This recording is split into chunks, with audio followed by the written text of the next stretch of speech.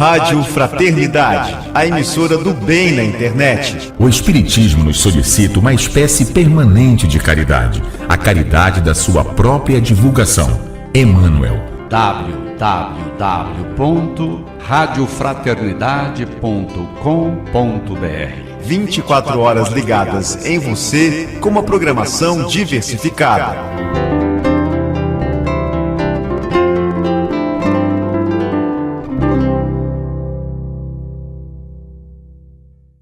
Você acompanha agora a palestra Cristianismo, a mensagem esquecida, com o Marcel Mariano, da Bahia.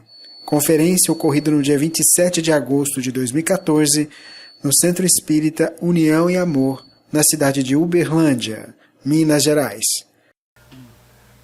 Senhoras, senhores, jovens, amigos que nos acompanham pela Rádio Fraternidade, através da rede mundial de computadores, a paz seja conosco. Em janeiro de 1939, o cardeal católico Eugênio Pacelli orava na intimidade da Casa Vaticana, em Roma, quando observou um peculiar ruído ao seu lado.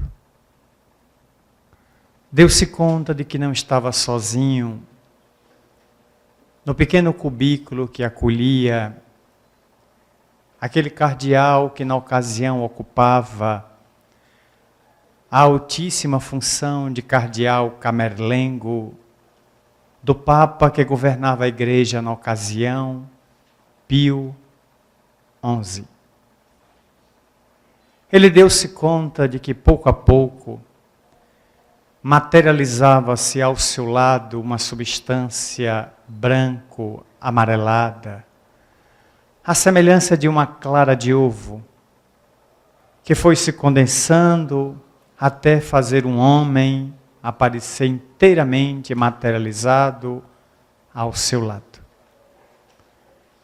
Inteiramente assombrado diante daquela luminosidade que invadira seu quarto, Eugênio Pacelli não teve a menor dúvida em reconhecer o ser transcendente que se materializava na intimidade da sua alcova. Era Pio X, o Papa falecido. Aquele que ele havia outorgado o anel e o solideu cardinalícios. E da sua garganta túrgida de emoção, apenas uma frase saiu: santidade? Não, meu filho. Aqui não há mais santidade. A morte tem o condão de nos despir das mentirosas honrarias que o mundo nos confere. Eu sou apenas teu irmão, que volve das brumas da morte para te advertir, e o tempo é curto, Eugênio. Deixa-me falar. Dentro de breves meses, a humanidade penetrará a noite escura da guerra.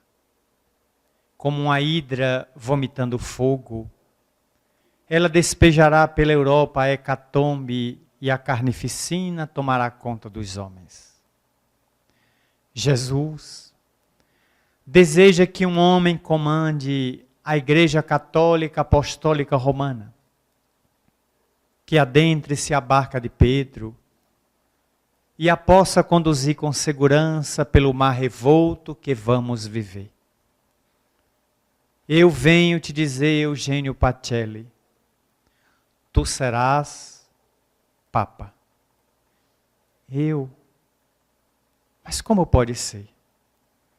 Ainda está no fastígio da igreja Pio XI, meu amigo pessoal. Eugênio, não te admires que eu te diga que serás Papa em breve e defrontarás um dos momentos mais dolorosos da barca de Pedro. Conduze a barca com honradez, com honestidade, com altivez e segurança, porque milhões de criaturas perderão a vida tragados pela guerra. O ser foi se diluindo num aceno que ele fazia e o quarto voltou à penumbra. É natural que Eugênio não conseguiu mais conciliar aquela noite o sono e passou a madrugada em orações e lágrimas. Um turbilhão de ideias lhe tomava o cérebro e entre 5 e 5:30 da manhã, ele sai do seu quarto, da ala reservada aos cardeais, atravessa toda a Praça de São Pedro, adentra-se pela Capela Sistina, onde estão os maravilhosos afrescos de Miguel Ângelo, datados de 500 anos, desce o corredor que dá acesso à cripta, onde estão inumados alguns papas, e ajoelha-se demoradamente em prece ao lado do túmulo de Pio X. Por volta de 7 horas da manhã, volta do êxtase da oração e da impressão que tivera daquela noite inesquecível. Afasta-se das criptas e, ao atravessar o portão onde estava um guarda suíço com as suas indumentárias típicas, tomando conta daquele lugar, eis que o guarda nota o cardeal muito pálido e indaga: Vossa Eminência está se sentindo bem? Deseja que eu chame o serviço médico do Vaticano, uma ambulância? Não, não é necessário.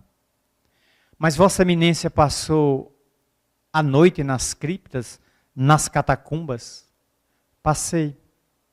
Porque esta noite, por incrível que pareça, eu recebi a visita espiritual de Pio X. Eminência, não me leve a mal, mas Pio X está morto. Eu sei. Eu mesmo preparei-lhe o corpo quando ele morreu e dei-lhe todas as honrarias, já que um papa, quando morre, é enterrado em 7 caixões.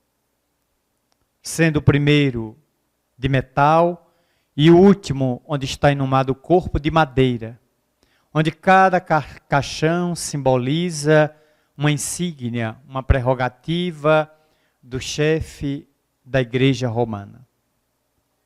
Mas ele já morreu, eu sei. Mas ele esteve comigo esta noite e me assegurou que eu serei o próximo Papa.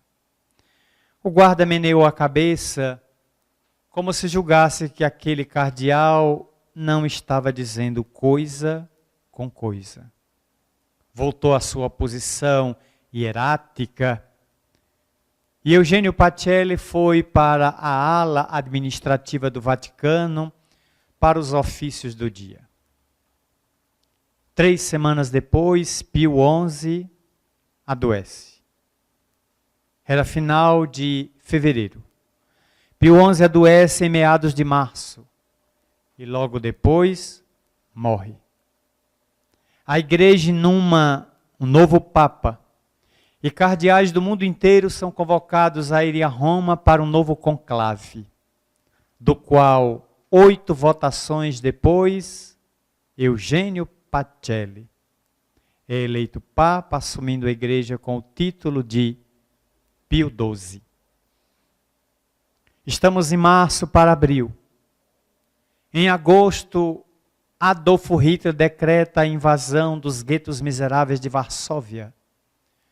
E os tanques alemães, através da Blitzkrieg, a chamada Guerra Relâmpago, sob o apoio da Luftwaffe, a poderosa Força Aérea Alemã, avançam por aqueles bairros apinhados de judeus. E em poucos meses, praticamente toda a Europa cai sob o guante do nazismo. Em toda parte há uma SS, a divisão especial da polícia secreta do Führer.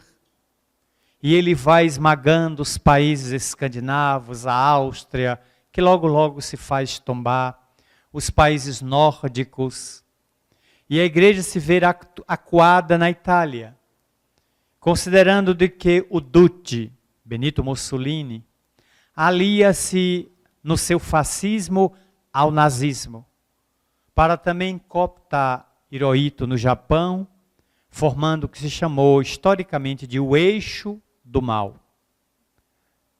Roma, Berlim, Tóquio. Um imperador que se julgava um deus. Hitler, que tinha a intenção de eliminar da terra judeus, negros e americanos, no projeto intitulado Solução Final. E o Duce, que vivia de peito estufado, se julgando o herdeiro das tradições da velha Itália. Portanto, Eugênio comandava a igreja agora como Pio XII no momento dos mais difíceis, dos mais desafiadores. A guerra se alastra por toda a Europa e os países entram em conflito. Os Estados Unidos só entrarão na guerra depois do dia 7 de dezembro de 1941, quando uma esquadra de aviões japoneses vai atacar na base do Pacífico Pearl Harbor, destruindo completamente a 4ª Frota Naval e Marítima dos Estados Unidos, que, neutro até então, declaram guerra ao eixo. E Dwight Eisenhower, o notável general norte-americano, vai deflagrar uma das mais violentas ofensivas, comandando 150 mil homens, que posteriormente irão desembarcar nas praias francesas da Normandia, para colocar fim à guerra 6 anos depois. Esse período truanesco e cruel da humanidade vai atestar a falência dos institutos religiosos, das religiões tradicionais, que não conseguiram impedir a belicosidade da criatura humana. E o artefato nuclear, que agora no mês de agosto acaba de completar 69 anos, é deflagrado no dia 6 em Hiroshima e 3 dias depois em Nagasaki, ceifando de imediato entre as duas cidades mais de 200 mil pessoas que foram desintegradas ao calor de 6.000 graus centígrados, temperatura só obtida ou só encontrada na superfície do próprio Sol. Ficarão os marcados pelo clarão, ficarão aqueles que estarão assinalados pela radioatividade, a problemática da mitose, do desenvolvimento celular, gerando toda uma sequência de pessoas que nascerão com pesados defeitos teratológicos, com anomalias genéticas causadas pelo mais devastador artefato já criado pela cerebração humana e voltado para a guerra, a bomba atômica.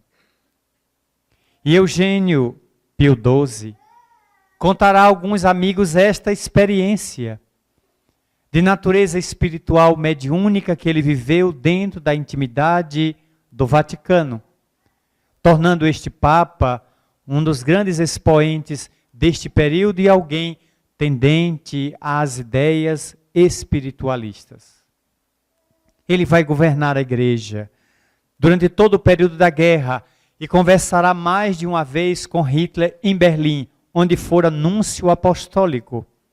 Mas ele conversará secretamente com o Führer, tentando libertar 100.000 católicos aprisionados nos campos de extermínio de Sobibór, de Mauthausen, de Treblinka, de Auschwitz e de tantos outros, onde milhares e milhares de pessoas foram exterminadas em holocaustos os mais cruéis.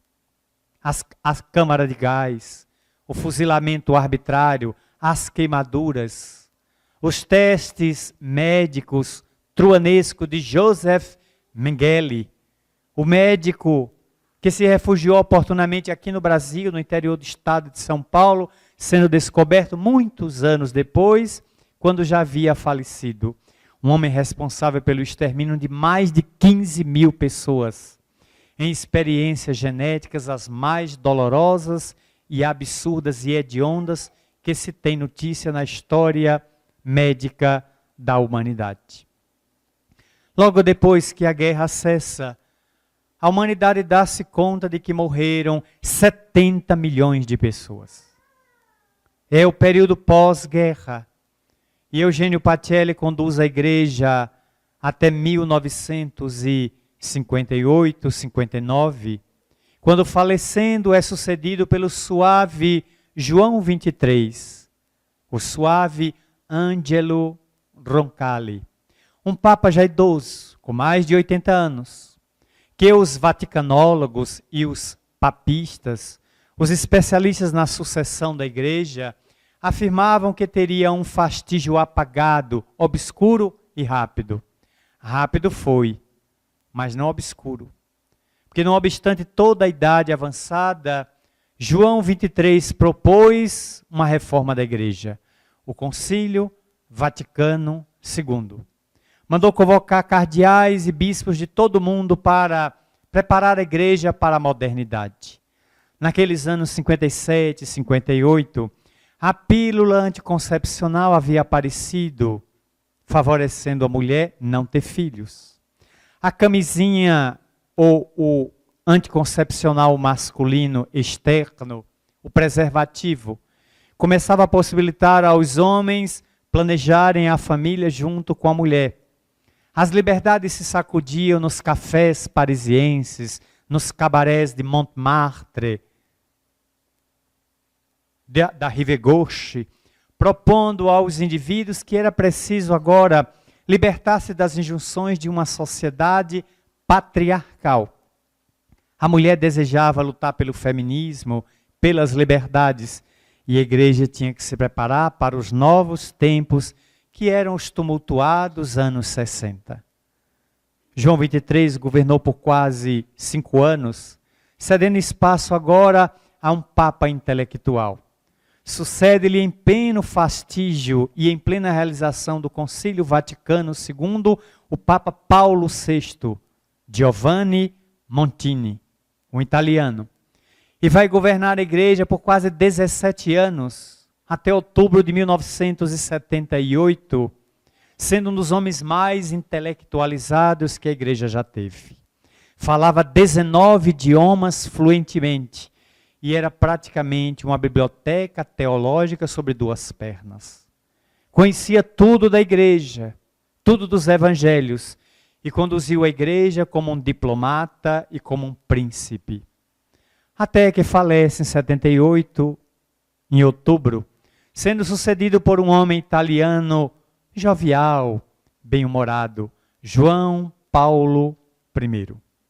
Albino Luciani, o Papa Sorriso, que da sacada de Castel Gandolfo abriu os braços e fez um gesto de abraçar a multidão que o ovacionava, para 33 dias depois sucumbir a um ataque cardíaco. E a igreja ficou órfã do seu pastor novamente. Nova reunião dos cardeais.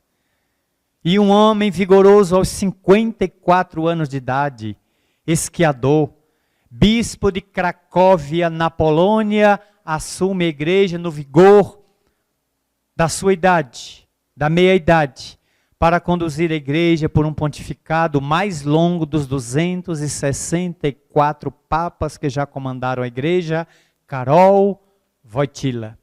O Papa João Paulo II, que vai promover reformas internas na igreja a seu modo e a sua semelhança. Combateu os homossexuais, impediu o acesso das mulheres à ordenação, lutou contra a abertura do casamento, portanto lutou contra o divórcio, os anticoncepcionais, e segundo todos os especialistas fez a igreja andar para trás. Era ortodoxo, firme, queria posições ainda que voltasse a uma igreja tradicional, não falando a linguagem dos tempos modernos. Foi o homem que mais canonizou santos. praticamente deixou a igreja com quase 1.500 santos a mais que ele levou ao altar. Veio ao Brasil em 2 ocasiões, 1981 e 10 anos depois, 1991, quando observou o rebanho católico diminuído. Em Salvador, por exemplo, ele rezou missa no aterro da Boca do Rio, bairro tradicional de Salvador, para 1 milhão de católicos em 81. 10 anos depois, tinha 400 mil no mesmo lugar assistindo a mesma missa. E ele perguntou a então CNBB, ao Conselho Nacional dos Bispos do Brasil, para onde tinham ido 600 mil católicos. E o então arcebispo de Salvador, já desencarnado, Dom Lucas Moreira Neves, mineiro, cujo corpo está sepultado na igreja de São Francisco, em São João del Rei, sua terra natal, ele afirmaria que aqueles 600 mil era hemorragia da igreja. A hemorragia que tinha migrado para as igrejas evangélicas que estavam nascendo no Brasil com o furor do sistema neopentecostal, as novas denominações. Falecendo há pouco mais de 6 anos, João Paulo II cede espaço a um alemão, o alemão Joseph Ratzinger, que comanda a igreja por menos de 6 anos. Mas diante das crises internas da igreja, os conflitos dos padres pedófilos, a problemática dos padres tarados, dos psicopatas sexuais que vestem batina para rezar missa com Jesus e depois molestarem crianças e coroinhas, diante dos conflitos financeiros da igreja, a sangria, até padre viajando com dinheiro e mala para lavar dinheiro da máfia, se encontra um deles preso na Itália pelos carabinieri, a polícia italiana. A igreja elege um homem que estava completamente fora do contexto, um argentino, Jorge Mário Bergoglio. O homem que só tem um pulmão, que sofre de artrose nos joelhos, no quadril e no tornozelo. Viajou para Roma como um azarão, alguém completamente fora do páreo. E de repente a igreja tem um latino-americano comandando com 76 anos de idade. Ora, com 77, 1 bilhão e 500 milhões de católicos. Toda uma história que vem da idade, desde a Segunda Guerra Mundial aos dias atuais, em que a igreja tem tentando falar a linguagem da modernidade, a linguagem da internet, acompanhar o desenvolvimento dos jovens, que dos tumultuados anos 60, o ano do biquíni, o ano do anticoncepcional, da camisinha, do ano ovulatório, do DIU, da laqueadura de trompas, do preservativo masculino, do grande show de Woodstock em 1969, o rock explodindo, do alto consumo de drogas de todos os tipos, das mais leves às mais pesadas, do período das discotecas, da brilhantina e da glostora no cabelo, dos calçados chamado conga ou quichute nos pés, da calça boca de sino, das guitarras pesadas, do iê, iê, iê no Brasil, aliás, dos Beatles, da Jovem Guarda de Roberto Carlos no Brasil, sacudindo a música internacional. Logo depois a crise dos anos 70, a chamada geração perdida. Os anos 80, a geração arrasada. Os anos 90, a geração contaminada, o AIDS. E a geração do ano 2000 é a geração decepcionada. A geração que foi ao espaço e perdeu o endereço da Terra, que desceu aos abismos oceânicos e não consegue conversar com o próprio vizinho do lado. A geração da internet, das redes sociais e das milhões de pessoas mergulhadas na depressão, no toque, na síndrome do pânico, no medo, na solidão, no desespero. Tomando os ansiolíticos, a fluoxetina, tomando os diazepams pesados para tentar adormecer à noite, fustigado pelos problemas do vazio existencial. a perda de uma meta de vida, para apenas trazer num caleidoscópio rápido, numa retrospectiva ligeira, essa segunda metade do século XX, sem adentrarmos os 14 primeiros anos do século XXI, onde estamos nos defrontando com as guerras truanescas de Serra Leoa, a epidemia do ebola, as guerras entre árabes e judeus que pareciam já página virada, levando os dois povos ao diálogo e de repente ela explode violenta. E agora os jihadistas, tentando instalar no Oriente Médio um califado, simbolizando um passado de quase 1.300 anos da época de Maomé. E quem encontra pela frente vai destruindo até os próprios irmãos de raça. Se mata até quem crê em Alá, mas pensa por carteira diferente deste grupo de fanáticos. Quando pensamos que já tínhamos abolido muita coisa, ela ressurge e o mal volta a ameaçar o bem na terra.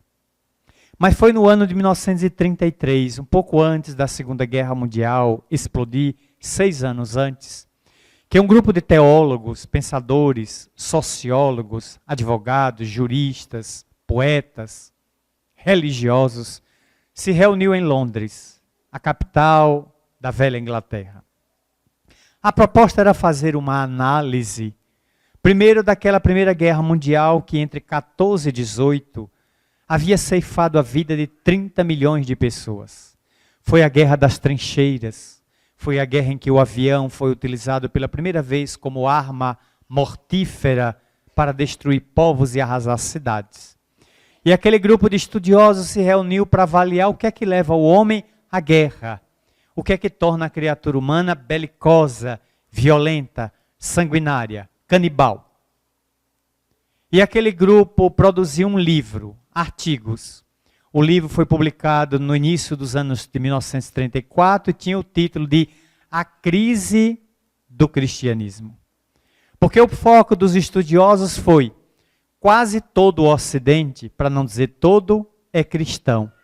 Dividido entre cristãos católicos, cristãos protestantes, anglicanos, mas todos têm a mesma matriz, o cristianismo. Não se refere ao Oriente, que tem outras matrizes religiosas, como o budismo, o sikhismo, o hinduísmo, o islamismo e o próprio judaísmo, que tem base em Moisés. É analisar o Ocidente que está em guerra. Mas por quê? E foi convidado para prefaciar o Dr. Robert A. Gray. O Dr. Robert A. Gray, ao prefaciar o livro A Crise do Cristianismo, levantou 2 perguntas endereçadas ao leitor. Porque o bom livro é aquele que provoca o leitor a pensar e não ficar na modorra dos eternos romances, onde a última página eles se casam e são felizes para sempre. Ninguém aguenta mais isso. Ele então pergunta 2 interrogações ao leitor. O cristianismo teria falhado na sua tentativa de tornar o homem mais pacifista? Segunda interrogação. Teria ainda o cristianismo condições de pacificar o homem, exterminando, eliminando da terra a guerra? Era a dúvida. Primeiro é preciso dizer que no livro A Crise do Cristianismo, que foi reanalisado, atualizado no Brasil por Hermínio Correia de Miranda, o notável escritor recentemente desencarnado com mais de 90 anos de idade, salvo engano, 93, ele escreveria uma obra intitulada Cristianismo, a Mensagem Esquecida, pela editora O Clarim, de Matão, aqui mesmo no estado de São Paulo. A Casa Veneranda de Carribachutel. E nessa obra brasileira, Hermínio Miranda procurou analisar a obra do Dr. Robert A. Gray, que ele prefaciou, publicado por um conjunto de amigos que se reuniram em Londres naqueles inícios dos anos 30, ele procura analisar, mas começa a dissecar de que cristianismo aqui não deve ser entendido como catolicismo, nem protestantismo. O cristianismo, a que se referiam aquele grupo de estudiosos, é a doutrina de Jesus. Aí alguém ficará e diz, mas não é as doutrinas atuais? Segundo Hermínio, não. A doutrina de Jesus, originalmente vivida por ele e pelos apóstolos, até aqueles 3 primeiros séculos do cristianismo, difere completamente das doutrinas religiosas da atualidade. Dessa forma, está tão desfigurada que eles separaram o cristianismo de Jesus. Então é preciso voltar 2000 anos atrás. É preciso que a gente faça uma viagem pelo menos mental, pelo menos filosófica, se não teológica, para ir buscar aquele homem simples que nasceu em Belém de Judá e na sua curta existência de 33 anos, apenas 3 anos pública, ele inaugurou uma era nova na Terra a ponto de dividir a história antes dele e depois dele. Jesus não cabe na história, ele tem que ser o marco dividindo-a. Todos nós cabemos na história, menos ele. Quais eram os pontos principais da sua doutrina?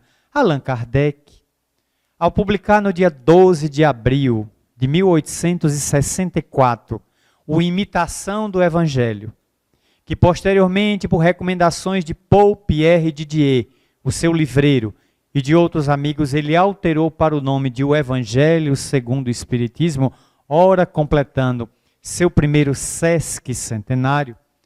Allan Kardec abre a introdução do Evangelho, abordando de que 5 fatos, a vida de Jesus pode ser examinada por 5 ângulos. Por exemplo, os fatos naturais ou normais da vida de Jesus, o seu nascimento, as palavras que foram utilizadas para estabelecimento de dogmas ou sacramentos, as profecias, as predições e, por último, a parte moral. E Allan Kardec frisa de que o Evangelho segundo o Espiritismo dará prioridade a abordar a parte moral da doutrina de Jesus. Porque as outras são objetos de controvérsia, de querelas, de conflitos, de discussões estéreis e inúteis que se arrastam até hoje. Onde é que nasceu Jesus? A tradição dirá em Belém. Qualquer historiador, qualquer pesquisador dirá, ele nasceu em Nazaré. A tradição dirá que ele veio fecundado por um anjo. Um anjo, o Espírito Santo andou por lá, passou por Maria e deixou dentro dela um filho. A biologia, a medicina dirá de que ele é filho biológico de José. Como qualquer criatura humana na Terra, vem de 2 seres, homem e mulher, que se unem, projetando suas células na intimidade feminina para a geração de um ser 9 meses depois. Por que é que Jesus quebraria uma lei de Deus, chamada lei de reprodução? E Amélia Rodrigues, espírito, dirá pela mediunidade de Valdo, nos seus 13 livros, o importante não é onde Jesus veio, o importante é que Jesus veio. Se ele nasceu em Jales, Votuporanga, Uberlândia, Araguari, Belém, Juazeiro ou Uauá, na Bahia, não me interessa. O importante é que ele nasceu. O lugar eu deixo para quem quiser discutir. Não me interessa. Como diríamos na Bahia, isso nem flói, nem contribui. Portanto, se preocupa muito com a idade que Jesus teve. A tradição dirá 33. Qualquer pesquisador dirá, ele teve 34, 35, 37, talvez menos de 30, talvez 40. Não havia certidão de nascimento, ninguém registrou. Todos colocarão seu nascimento no dia 25 de dezembro, que na cultura do zoroastrismo é dedicada ao deus Mitra, que era um deus muito popular na Europa daqueles tempos, e que o povo fazia bacanais e festas em homenagem a Mitra. E o Papa Damaso I teve uma ideia excelente. já que o povo adora Mitra, que é um deus pagão, eu vou colocar Jesus nascendo na mesma data e vou torcer para que o culto a Jesus vá matando o culto a Mitra. Não é que deu certo? Mas que papa genial! Esse homem estava inspirado pela divindade. E pouco a pouco Mitra foi desaparecendo, ninguém sabe mais hoje quem é Mitra. E Jesus nasceu no dia de solstício de inverno. O dia mais longo, ou o dia mais curto do inverno europeu, 25. O problema é que tempos depois, um homem de azul e branco, cujas tradições se remontam à Rússia, tinha o nome de São Nicolau. E numa noite de Natal, esse velhinho saiu para levar alguns brinquedos que tinha feito para as crianças pobres da sua aldeia. Dizem que é alegoria. E todo Natal o velhinho saía de sua casa e fazia a festa das crianças. E passaram a chamá-lo de São Nicolau, que aliás é o padroeiro da Rússia. Depois alguém teve a ideia de pegar esse símbolo, que ninguém sabe se existiu realmente, porque é uma lenda, e trouxeram-no para a Inglaterra, onde ele continuou usando o azul, a roupa, mas passou a se chamar entre os ingleses de Santa Claus. Não demorou muito, ele pegou um barco, atravessou o Atlântico e veio para os Estados Unidos, onde um refrigerante afrodescendente, a cor, colocou o olho no velhinho e disse: essa roupa de azul não combina. Você gostaria de assinar um contrato conosco? Você assina um contrato e a gente lhe dá uma roupa preta e vermelha. E nós vamos lhe dar uns adereços. Que adereços? Você vai nascer na Lapônia, a gente arranja uma certidão de nascimento, nem que seja falsa. Você nascerá na Lapônia. Você usará um trenó. O trenó vai estar puxado por renas. E você vai aparecer mágico no céu, trazendo presentes. E sempre que alguém lhe olhar, você estará segurando a nossa garrafa e tomando. Nem que seja zero, para você não ter diabetes. Porque se você morrer, mata o contrato. E o velho passou a percorrer o mundo, desceu para o Brasil e ganhou o suave e singelo nome de Papai Noel. Ele vem no dia 25 de dezembro, ele traz bonecas, ele traz bolas que furam, carrinhos que perdem a roda, bonecas que perdem as pernas, controle remoto que estraga. E ele não se refere a Jesus. Ele é um mito da indústria, da bebida e do comércio. O aniversariante foi ficando de fora da festa. O aniversário é para o menino, mas se o menino aparecer, as pessoas ligarão de imediato, ou para o juizado de menores, ou para o conselho tutelar, para recolher o trombadinha. Porque a festa passou a ser do velho e passou a ser uma festa gastronômica. Porque tudo ali simboliza muita comida. E quem mais odeia esta festa é o peru que morre na véspera. Ele é assassinado na véspera para dar colorido à festa. Então, se alguém entrar num galinheiro e contar para os perus, viva Jesus, eles vão dizer, eu odeio essa figura. Porque ele manda nos assassinar na véspera para nos comer no dia seguinte. Então esse Jesus é sanguinário, que só quer nos destruir. Meu Deus, como nós adulteramos as coisas. Como o cristianismo foi se perdendo, até mesmo entre aqueles que dizem amar Jesus. Se os que amam estão fazendo isso, eu tenho misericórdia e piedade dos que odeiam. Não quero nem pensar nos que odeiam, porque se os que amam estão fazendo isso com ele, imagine os que o odeiam, os que o detestam. Portanto, numa análise perfunctória, a obra publicada, Hermínio comenta que é preciso voltar a esse cristianismo lá do passado, quando Jesus inaugurou na terra um conjunto de princípios éticos para o indivíduo viver no cotidiano. Jesus não estabeleceu sacramentos, cultos, igreja, sacerdócio, não trabalhou com dinheiro, não usou roupas especiais, não prometeu a ninguém flores, muito pelo contrário. Ele garantiu que o caminho ia ser difícil, atapetado de espinhos, e nenhum dos seus seguidores, com exceção de João Evangelista, teve morte natural. Pedro foi crucificado de cabeça para baixo. Paulo foi decapitado depois de uma larga existência entre o ano 34 e o ano 64. Paulo viveu aí 20 anos pregando o cristianismo para os diversos povos. Foi picado de cobra venenosa, esteve preso, tomou 50 chibatadas em Filipos e depois foi decapitado por tigelinos e seus esbirros, que eram os funcionários do prefeito dos pretorianos. Mateus foi igualmente crucificado, Bartolomeu, Judas cometeu suicídio, todos os outros tiveram morte afrontosa, só João Evangelista morreu de morte natural na ilha de Patmos, que cabia a ele receber o Apocalipse. Portanto, estava à parte. Ele a ninguém garantiu flores que a estrada seria larga, a avenida seria bem sinalizada. Não, a estrada vai ser estreita, difícil, e se esforcem por passar por ela.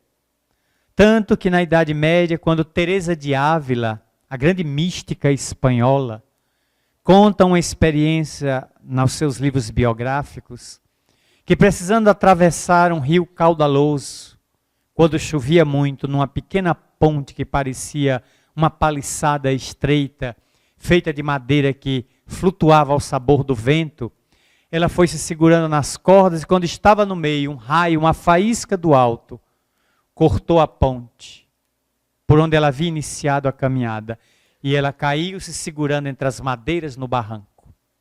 A chuva lhe molhando as vestes de monja, o barranco e o barro lhe caindo sobre as vestes, a chuva torrencial, o ribombar dos trovões, dos relâmpagos, e ela em desespero segurada na madeira, disse, Senhor, tem misericórdia de mim. E de repente ela vê ao lado dela, numa luminosidade, a figura de Jesus. Teresa, tu me chamaste. Oh, Senhor, não vê que eu estou perecendo. Mas, Teresa, é assim que eu trato os meus amigos. Oh, Senhor, é por isso que são tão poucos. Disse ela. Esse é o tratamento que Jesus dá aos seus amigos. Por isso que devem ser tão poucos. Ela sobreviveria para ser uma das monjas mais extraordinárias da igreja, doutora seráfica, dotada de poderes mediúnicos os mais extraordinários, a ponto de assustar, de impressionar os religiosos do Carmelo e do seminário, onde ela viveu e onde ela pregou. Teresa de Ávila. Mais tarde reencarnada entre nós, há pouco desencarnada, Madre Teresa de Calcutá. Retornaria para dar continuidade à sua tarefa, ainda alimentando as dúvidas, como é natural, até partir da terra aureolada pelo Prêmio Nobel da Paz de 1979, por uma obra de amor que ergueu no mundo socorrendo os infelizes e os filhos do Calvário de Calcutá e de Bombaim, na sua Índia querida, conquanto ela fosse albanesa de nascimento.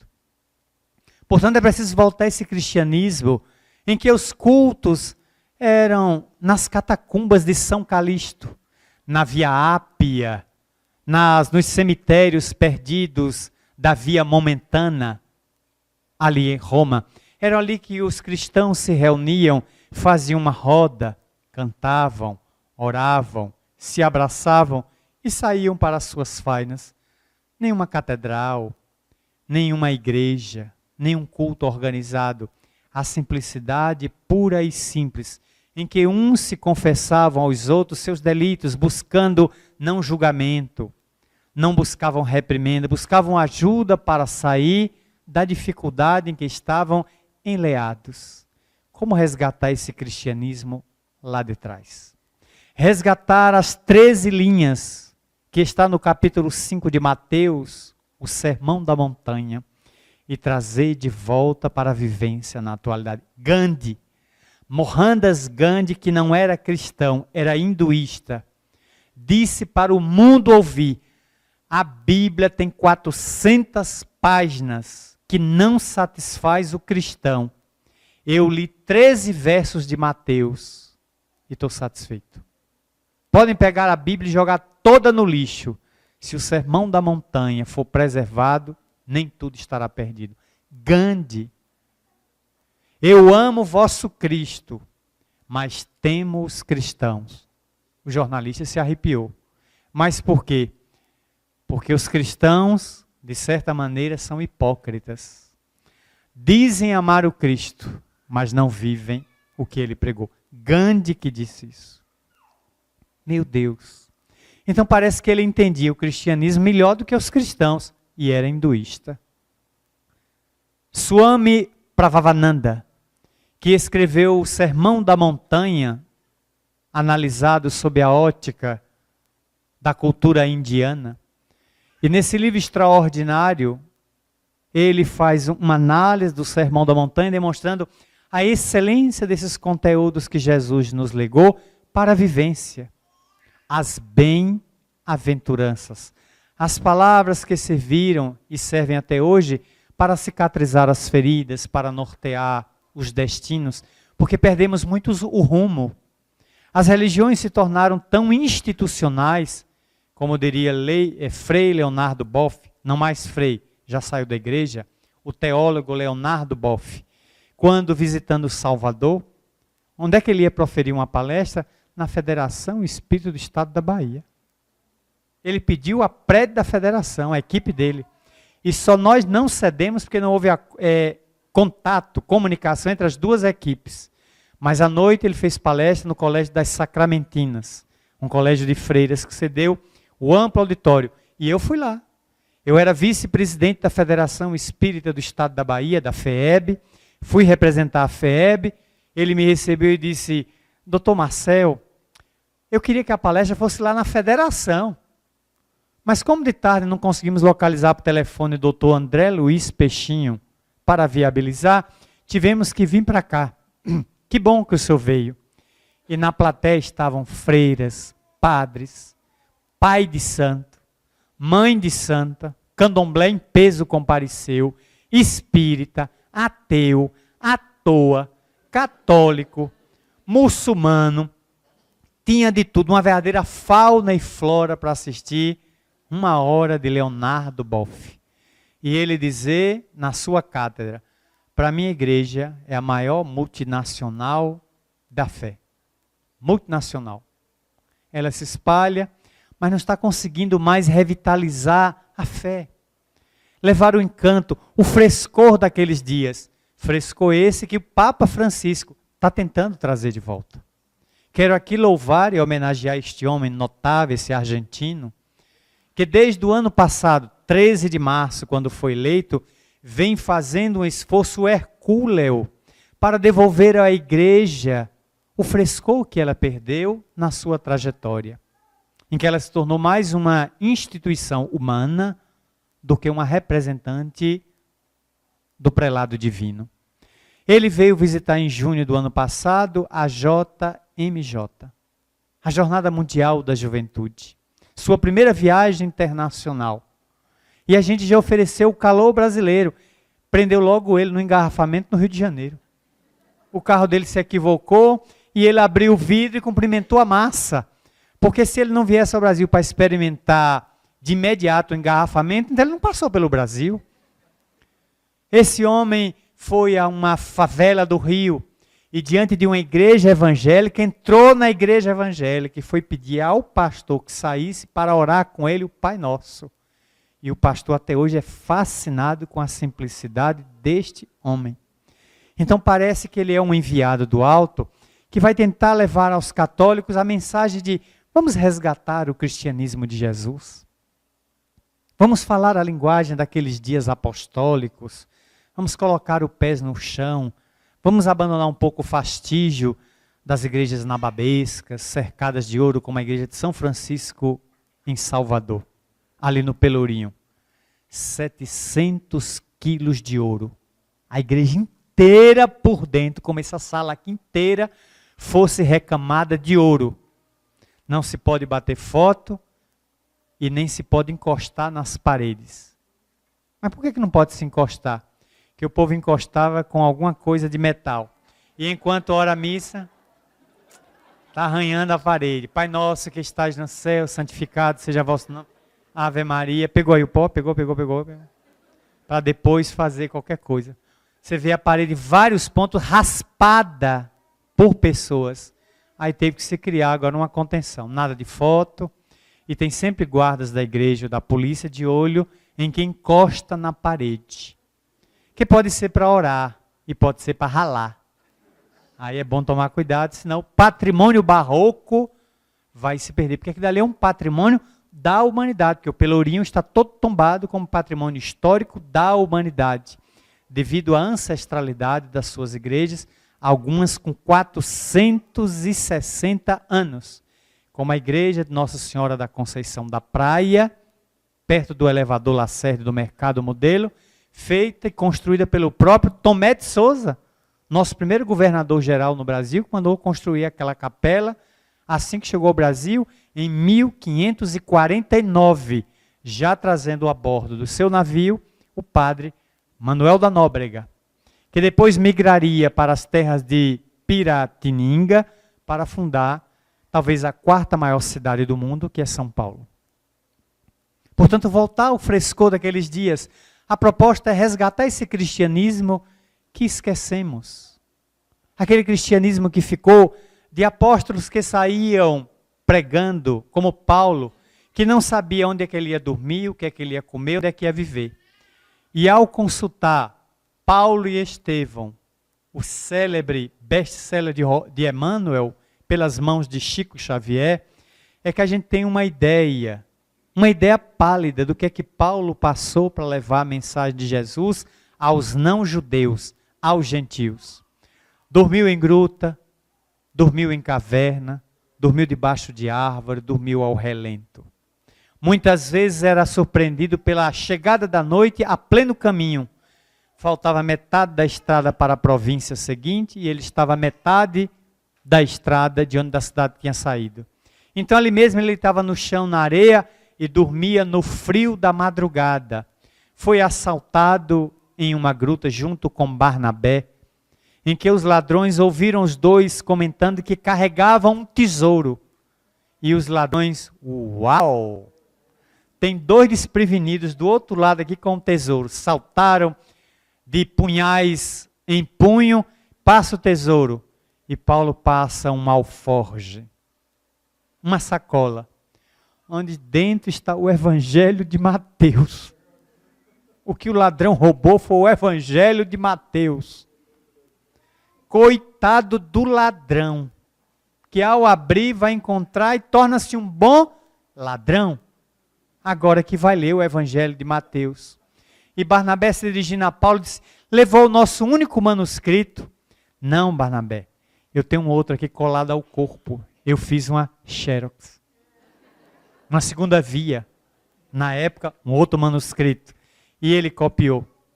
E os evangelhos foram viajando de mão em mão. Mas que luta daquele povo de fazer a divulgação da mensagem usando o recurso que se tinha. Barco, lombo de animais. Quando não se tinha, era a pé mesmo.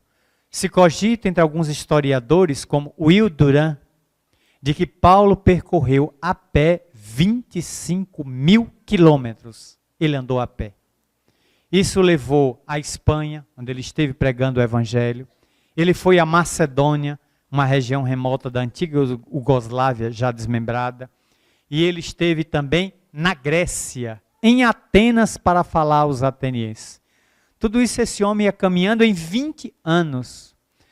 Hoje a gente encontra os cristãos querendo Concorde, que já está desativado. Eu só vou se me mandar jato executivo. Eu não vou com carro sem ar-condicionado, viu? Porque o calor me faz mal. Aff. Olhe, hospedagem na cidade tal. Eu só vou se o hotel for no mínimo 4 estrelas para cima.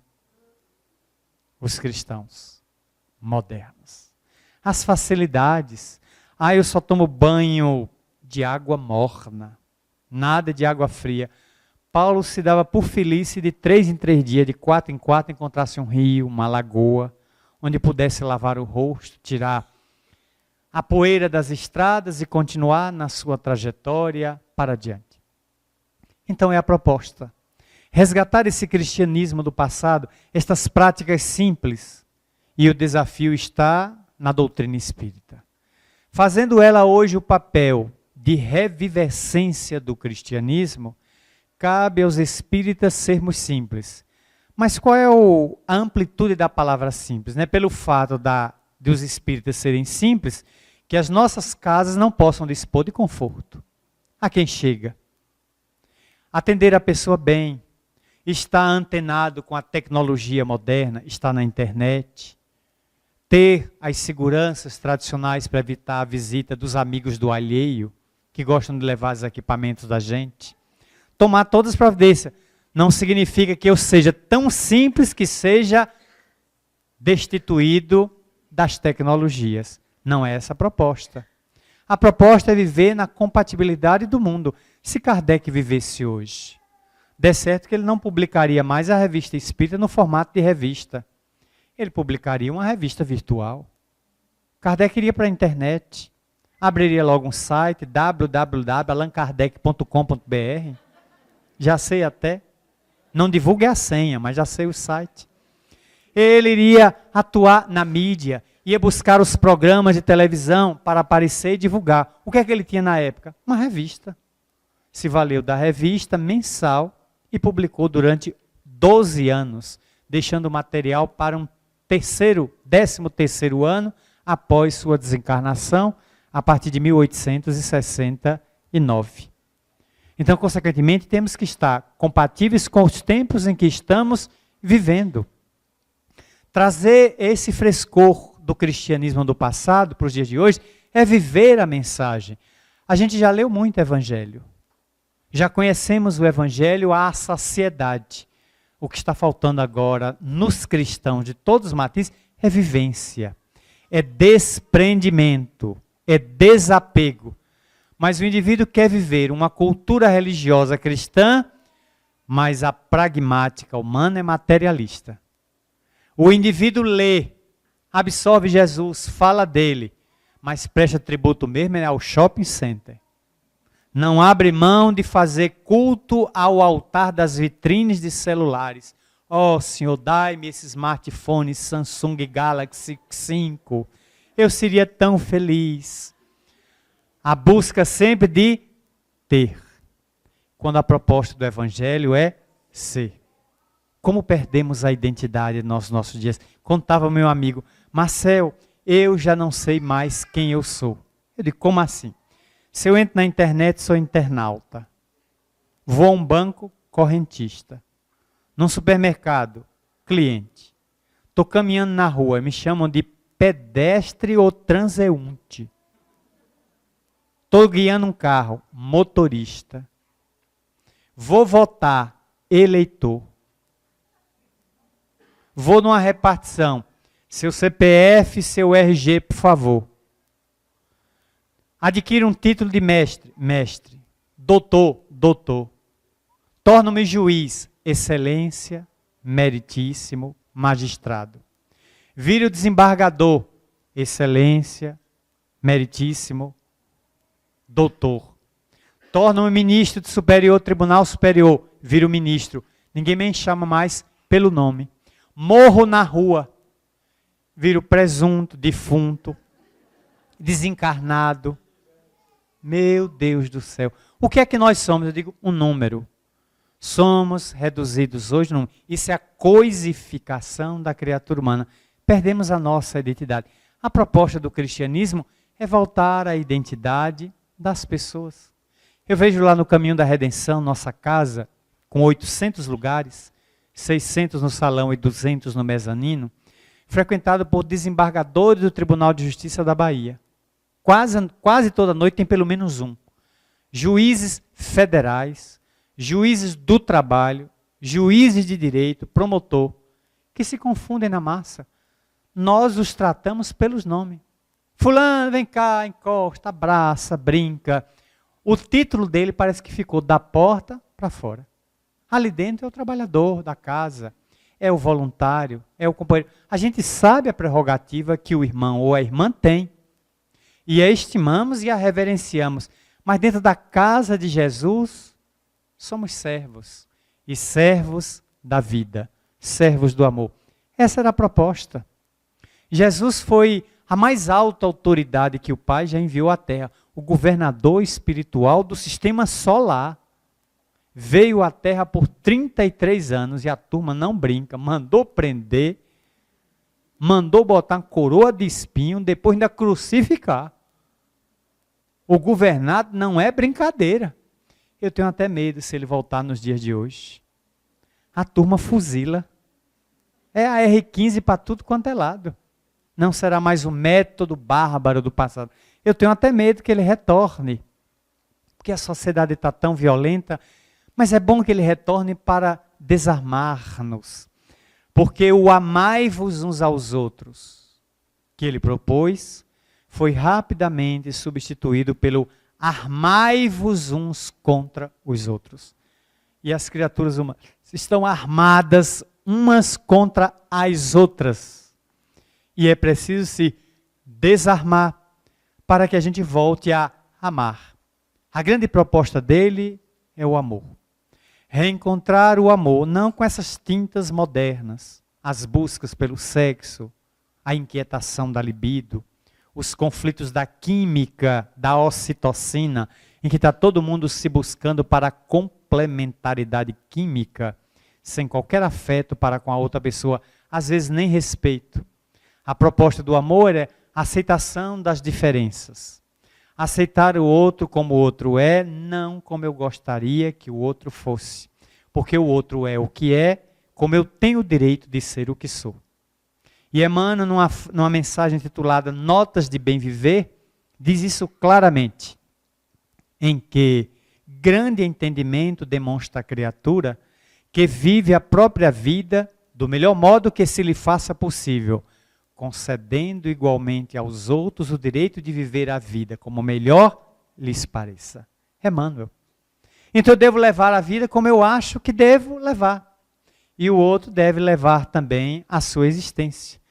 Até na área de comida a gente encontra os que pensam que nós somos ascetas.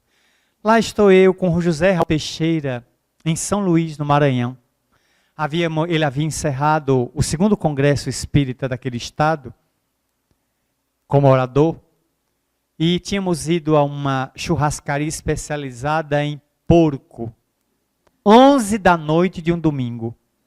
Éramos os últimos clientes, e o rapaz mandou fazer, e veio aquela travessa de leitão assado. O aroma que subia até espírito desencarnado estava com fome.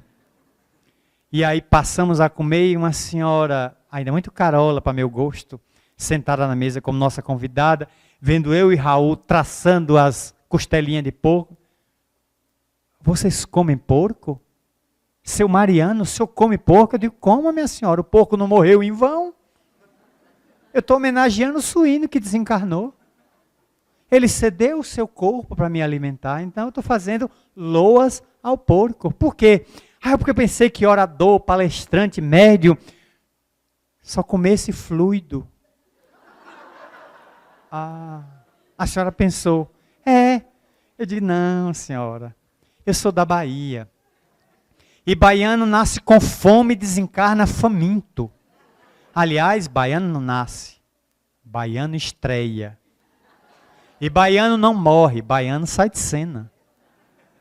Então a gente come coisas leves desde que nascemos. Vatapá, mocotó, caruru, rabada, tripa, fuçura, mocotó.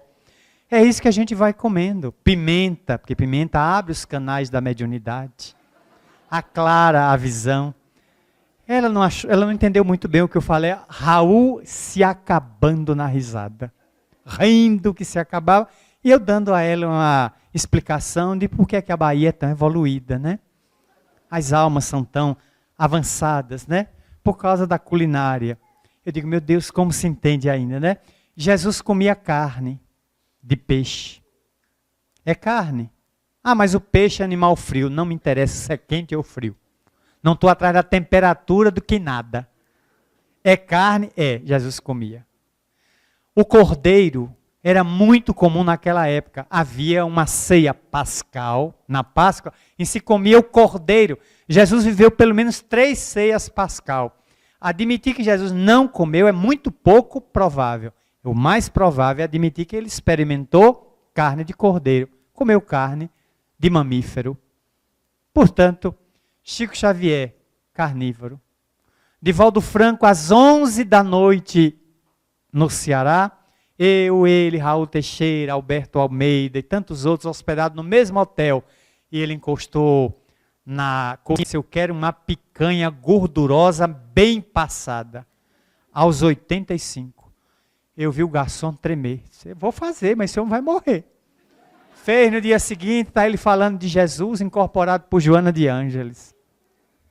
Nada a ver. Adolfo Hitler, vegetariano.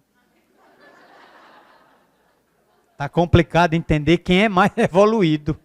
Sabe de uma coisa, eu vou ficar com minha picanha e minha maminha assada. E deixar os vegetais para lá, porque na última reencarnação eu já fui lagarto. Agora eu sou canibal.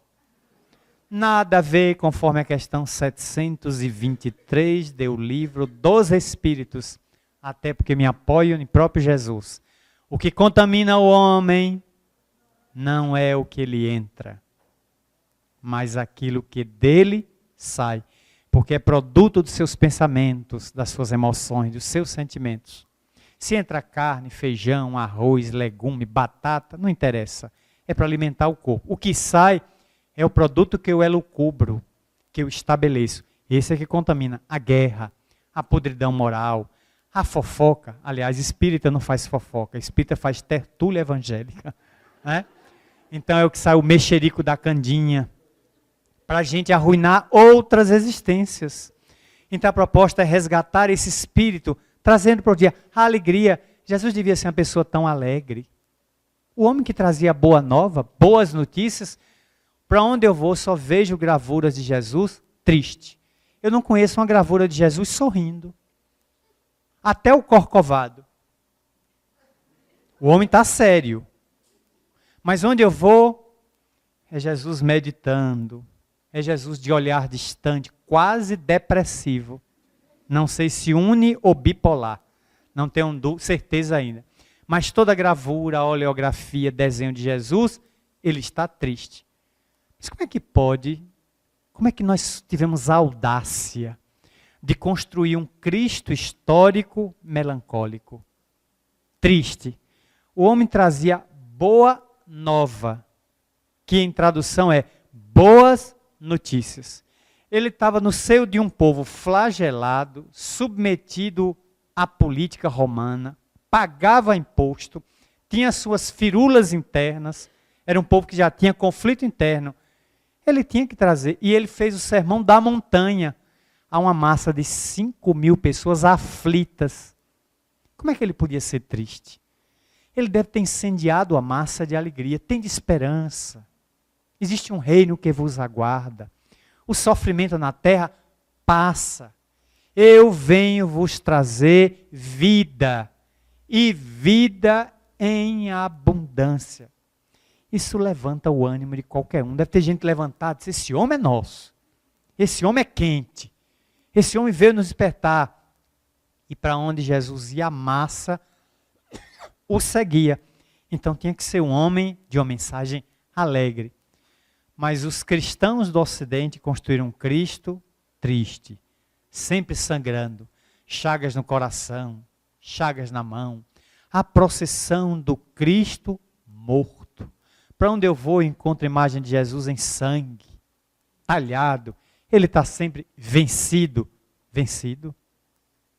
Quando ele é o vencedor, ele não se destruiu, ele não se abateu, ele permanece sendo a esperança de todos nós. Portanto, a proposta é nós resgatarmos a alegria, o bom humor, vivermos uma vida plena, carregada de otimismo, superar os desafios sabendo que à frente tem outro. tem outro. E a cada desafio me torno mais forte. Como é que a planta arrebenta o solo? Ela tem que quebrar a casca da semente, furar o solo, enfrentar o rio ou a seca, enfrentar o escauracho, o espinho, para tornar-se a árvore dadivosa. Ela enfrenta desafio. O pássaro, para quebrar o ovo e libertar-se, enfrenta o desafio. Tem que picar o ovo, sair. Tem um mundo lá fora cheio de predadores, de inimigos, de adversários. Ele pode cair da árvore, morrer na hora. Ele sai, se empluma, voa e vai cumprir o desiderato dele. É desafio. A criatura humana nasce sob desafio, vive sob tormentas e desencarna sob testemunhos. Mas Jesus é a blandícia. Ele nos garantiu que nos esperaria. Vou preparar-vos lugar. Então, em algum lugar, Ele nos aguarda. É a proposta, pois, que trazemos esta noite, a união e amor, para que tenhamos alegria diante do Evangelho, resgatando essa mensagem que perdemos, a sua beleza, o seu frescor, o seu oxigênio. Trazer poeticamente essa mensagem e não nos deixarmos arrebatar por esta onda perturbadora que toma conta da terra. A loucura sob diversos prismas, na guerra, no tóxico, no sexo, evocando até Antônio Frederico de Castro Alves, o poeta baiano, o poeta dos navios negreiros, de espumas flutuantes, que diria: certa noite proclamou um dos líderes do umbral: espalhemos pela terra nosso fogo sexual, que ele queime mais que a guerra, deixe em cinzas a Inglaterra, o sexo nos dará a terra, avante, ó forças do mal. E um exército poderoso de espíritos sensuais invadiu toda a terra, desde o campo às capitais. E com grandes lutas cruas, invadiu praças e ruas. Até hoje andam nuas, até mães angelicais. Espíritas companheiros, cuidado com a obsessão. Vejo nas trevas 1000 olhos, mestres da fascinação. Salvaguardai-vos na luz, agarrai-vos à grande luz, tende como modelo Jesus, fazei com os céus união. Muito obrigado.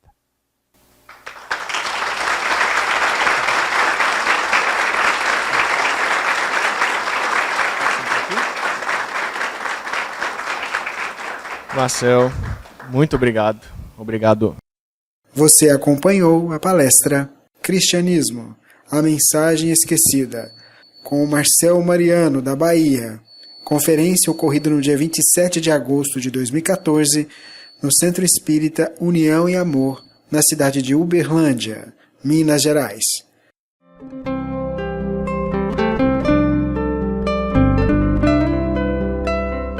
Rádio Fraternidade, a emissora do bem na internet. O Espiritismo nos solicita uma espécie permanente de caridade, a caridade da sua própria divulgação. Emmanuel. www.radiofraternidade.com.br 24 horas ligadas em você com uma programação diversificada.